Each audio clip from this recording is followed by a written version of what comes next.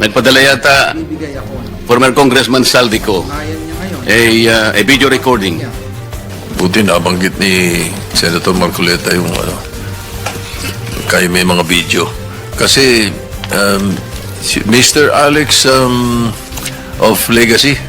Mr. President, ako napanood ko rin yung sa TikTok, Ikaw nagsasalita, sabi mo, wala po akong luxury vehicles, wala po akong ganito, pero maganda po yung asawa ko. Sir, somebody just played with a video. Tama, ikaw ba yan?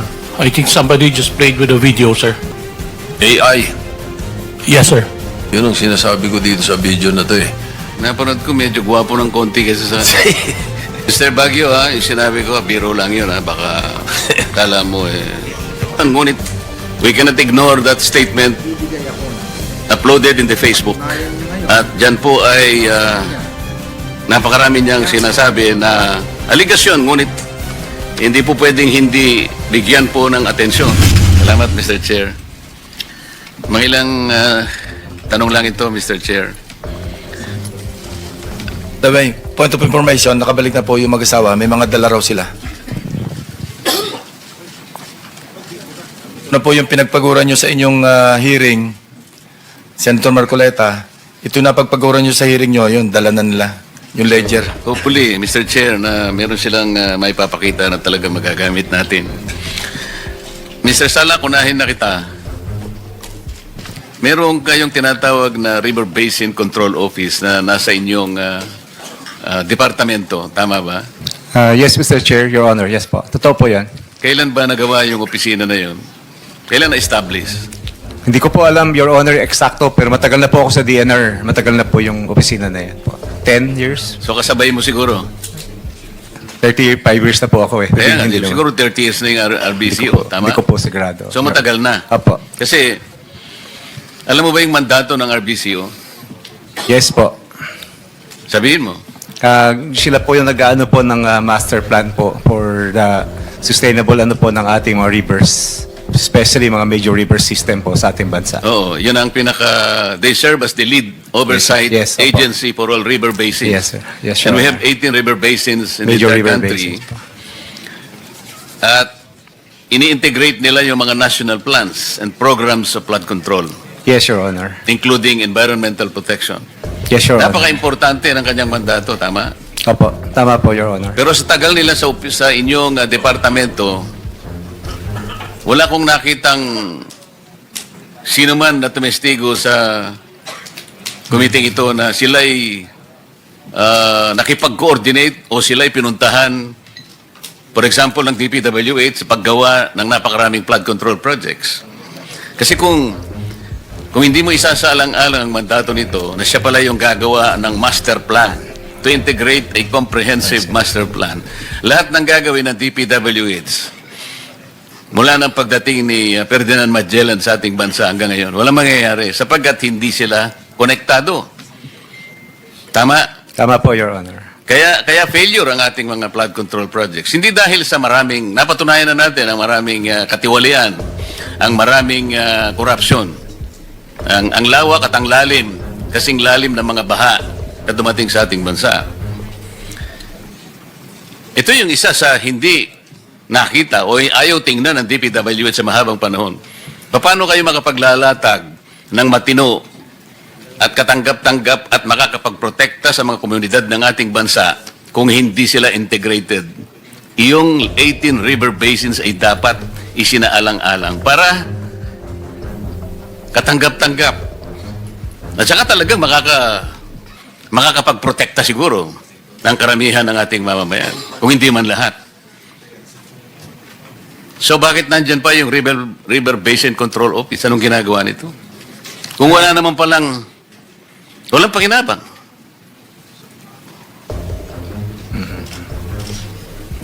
Your Honor, ang alam ko po, may mga proyekto din po kami na related po sa pag-manage po ng ating mga major river basins.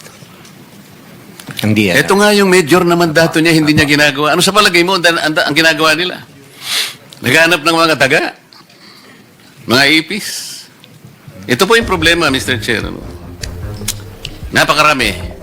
Halimbawa po, yung IMS, ito yung Information Management System ng DPWH. Ito ay nasa ilalim ng Planning Service. At sa ilalim ng IMS, nandyan ang PCMA, nandyan yung MYPS, yung Survey 123. Engineer Bernardo, tama?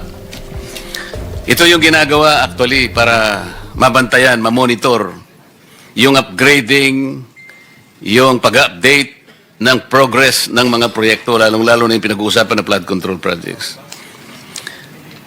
Kung hindi akma, kamukha ngayon, napatunayan na kahit sinasabi po nilang real-time geotag, ang dali palang takpan yun eh. Kukuha lang ng ibang litrato, isasalpak na ganyan. Akala mo, totoo na, ang accomplishment is so much percent already. Pero hindi totoo eh. Kaya naglipa na yung ghost projects.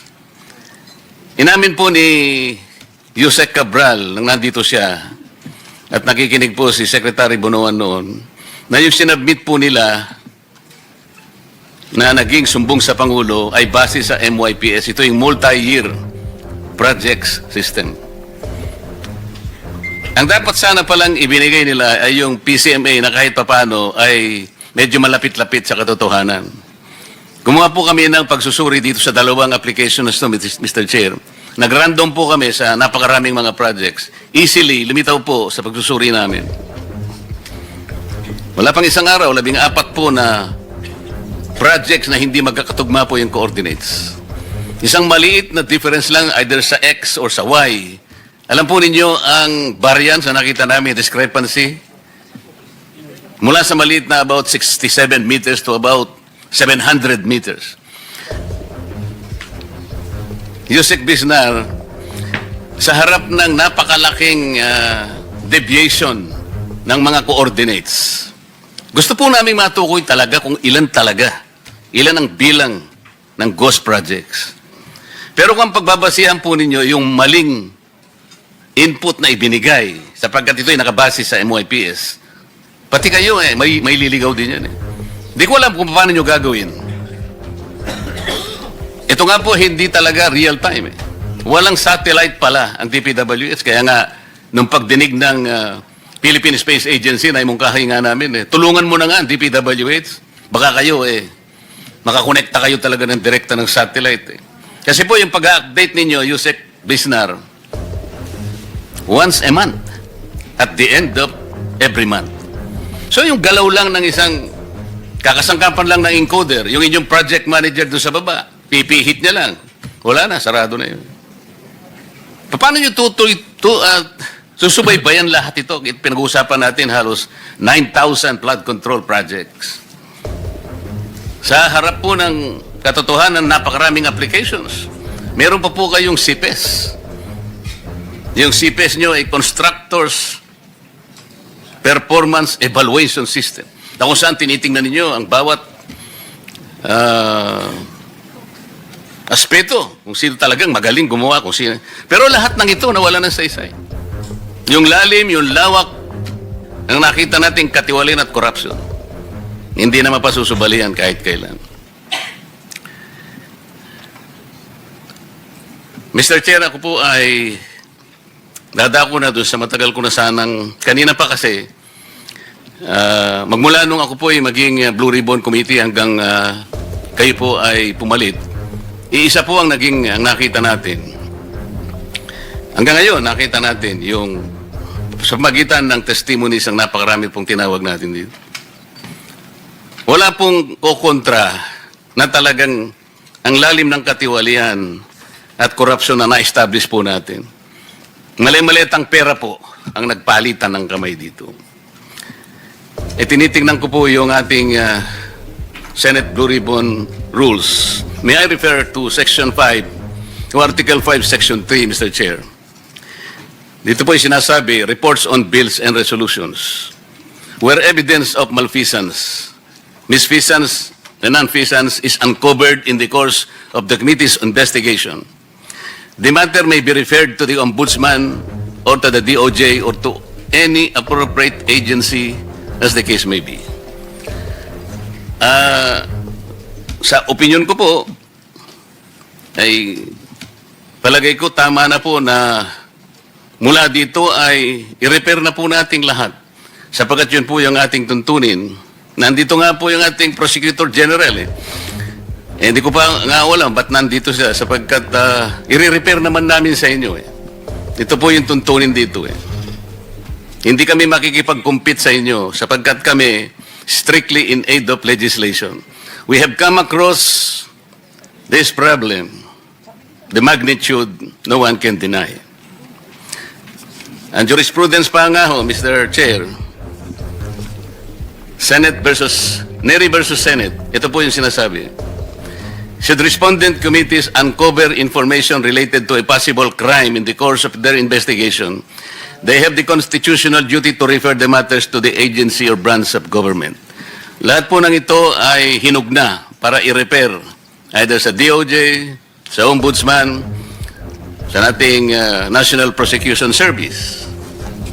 Sinasabi pa po, while it may be a worthy endeavor to investigate the potential culpability of high government officials, including the President, in a given government transaction, it is simply not a task for the Senate to perform.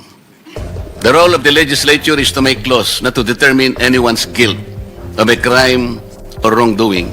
Our Constitution has not bestowed upon the legislature the latter's role. Just as the judiciary cannot legislate, neither can the legislature adjudicate or prosecute. So the legislature remains to be an instrument for legislating laws. We cannot adjudicate, we cannot prosecute.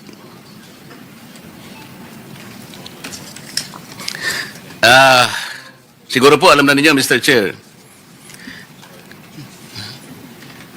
hindi ko po alam anong oras, but I think earlier hours, nagpadala yata former Congressman Saldico a video recording. At dyan po ay napakarami niyang sinasabi na aligasyon, ngunit hindi po pwedeng hindi bigyan po ng atensyon. Nagpapatunay lamang po na lumawak na po talaga at lumalim ang pinag-uusapan nating problema. We cannot ignore that statement uploaded in the Facebook, Mr. Chair. So, kung ang tinatanong ni Senator Sherwin kanina na pinipilit na sinasagot ni Prosecutor Prosecutor General Padulyon, sino po ba yung pinoprosecute natin ngayon? Mga accessories or mga... Meron po bang mga pangalan na? Yeah, may I respond, Mr. Chair? As I mentioned earlier, the ones who are being investigated right now are personalities from the DPWH, officials of District 1 of Bulacan. They are the ones subject of the initial investigations undertaken by the Department of Justice. There are also other investigations which are being evaluated now prior to its filing with the department and eventually with the Office of the Ombudsman, sir. Kanina po tinatanong niya kayo, he quoted the President na meron ng makukulong. Sabi ng Presidente. Sir, I do not know and I cannot speak for the President. I do not know what's in I'm his not mind. saying that you will speak for the President. Si Senator Sherwin nagsabi, narinig niya na may makukulong. At kailan ang sinabi, Senator? Kailan, parang ang sinabi niya, marami nang makukulong immediately. Exactly, Mr. Chair. That's why I said I cannot speak or know the state of mind of the President when those statements were made. I was not privy to it, and neither do I know what the details of which. I can only speak of the cases being handled by the Department of Justice. Hindi naman sasabihin ng Pangulo yun ang hindi niyo siya ina-advisean. The President will not state anything nang hindi niya nalalaman ang mangyayari. As a matter of fact, we assume that the Department of Justice might have advised him sapagkat hindi niya sasabihin ang kagaya ng sinasabi mo ngayon. Yes, sir, but I cannot also make that assumption. No, I cannot base my answer on an assumption which is being made unless I was privy to the information that such advice was given to the President when he made that statement. I can only speak for what I know, sir, and what I have personal knowledge of. So are you trying to assume that the President was ill-advised? I'm not saying that the president was ill-advised. I just do not know who spoke to the president, sir, before he made that statement. We're not saying that somebody spoke to the president. Senator Sherwin heard that the president was assuming that there will be somebody who will be jailed immediately. Yes, sir. But your statement, Mr. Chair, is that you're of the assumption that the I am Department not of assuming. Justice made that statement. I'm not assuming anything. We're saying that the president told that somebody will be jailed. Eh kasi kung halimbawa, preliminary investigation pa lang, at saan kayo ng bola, pupunta kayo ka sa di ba meron kayong, sabi nyo nung isang araw, sa briefing, meron kayong memorandum of agreement with the ombudsman that the DOJ can directly file cases to the Sandigan Bayan. What happens to that? Sir, if we go over the memorandum of agreement simply says that we have the authority to investigate, and whatever the results are of our investigation, if it involves personalities with salary grade 27 and above, or cases cognizable by the Sandigan Bayan, and offenses committed in relation to the performance of one's function, the same will still have to go through the Office of the Ombudsman for approval before it gets filed before the Sandigan Bayan. That was not the kind of explanation given to me in the earlier Marcoleta, hearing. kindly wrap up. I'll give you 1 more minute. Okay. Thank you, Mr. Chair. So, wala kang nakikitang immediately na makukulong, di ba? Up until the results of the investigation are finished, I wouldn't be able to make any statement to that effect, sir. Meaning to say, yes. Yes, sir. Thank you. Thank you, Mr. Chair. Thank you, Senate President. Thank you, Mr. Chairman. Thank you very much. Buti nabanggit ni Senator Marcoleta yung kay may mga video. Kasi si Mr. Alex of Legacy, no, Alex Abelido, may napanood akong video mo eh. Sabi mo wala kang flood control. Tapos wala kang ghost. Tapos, tama, ikaw ba yan? I'm representing Legacy, sir. Legacy, ikaw. Yes po, sir. Napanood ko yung video eh, ikaw eh. Ikaw ba yun? Yes, Your Honor. Okay, tapos, parang may mga actuation ka ron, tapos sabi mo, wala kang ghost. Wala kang luxury vehicles. Maganda yung asawa mo. Yun ang mga sinabi mo dun eh. Ikaw ba yun? I think somebody just played with the video, sir. AI. Yes, sir. Yes, sir. So, Excuse me, teka Senate muna. President. Ako napanood ko rin yung sa TikTok, Ikaw nagsasalita, sabi mo, wala po akong luxury vehicles, wala po akong ganito, pero maganda po yung asawa ko. Sir, somebody just played with a video. Probably. Pero boses mo yun, at saka itsura mo yun. Hindi po. Hindi Mr. mo President. boses yun? Hindi po. Anyway, so hindi pala ikaw yun. Because, sasabihin ko sana, parang ano yun sinabi mo ribet dito na meron kang flood, ghost flood control. Your Honor, we don't have any ghost projects. Sabi mo wala. O yun ang sinasabi ko dito sa video na to eh. Baka ginagawa eh. Kasi dito sa listahan namin, meron ka eh. Pwede nating mapanood, Mr. Senate President, kung meron ka? Pinapahanap ko nga wala eh. Ang nakita namin ito eh. Legacy Construction Corporation. Napanood ko, medyo gwapo ng konti kasi sa... 356.42 million. Four. To Region 4B, dalawang Davao o dalawang Region 4B. Ito'y galing po ito sa DPWH. ICI, yan. Yan, at saka ICI. Na ghost projects na inimbestigahan nila at pinuntahan nila yung lugar eh. Mr. Baguio, yung sinabi ko, biro lang yun, Baka kala mo, Abelido. Alex, Abelido. Biro lang yun, Biro. Thank you. Oo. Sir, we were not informed by any district or regional officer regarding those ghost projects. Your Well, Honor. anyway, I'm just citing official records. Records of the DPWH submitted to the ICI, investigated. Yun naman po eh. So, anyway, kung hindi naman ikaw yun, talagang yung AI danger yan eh, no? Opo, Your Honor. Okay. Napanood niya rin ba kaya yun? Napanood mo rin ba? Yes, Your Honor. Pero sigurado ka hindi mo boses yun? Hindi po, Mr. President. Alright. Ano exactly sinabi doon? Napanood ko na, kalimutan ko na eh. Mr. Chair, nalilimutan ko na rin, Mr. Chair. I want to forget about that also. Basta ang maliwanag lang doon, wala kang luxury vehicles. Kasi napapag-usapan mga luxury vehicles eh. Parang wala ka ring mga mansyon, parang ganun. At wala ka ring ghost project, pero maganda yung asawa mo. Hindi ikaw yun. Unfortunately, Your Honor, it was not my voice. Ako, I believed it was you when I watched it eh. Ikaw, did you believe it was you when you watched it? No, Your Honor. Because you knew that it wasn't you. Kasi alam niyong hindi ikaw. Ang totoo lang dyan, Mr. Chair, maganda lang yung asawa ko. Ayun lang totoo. Okay.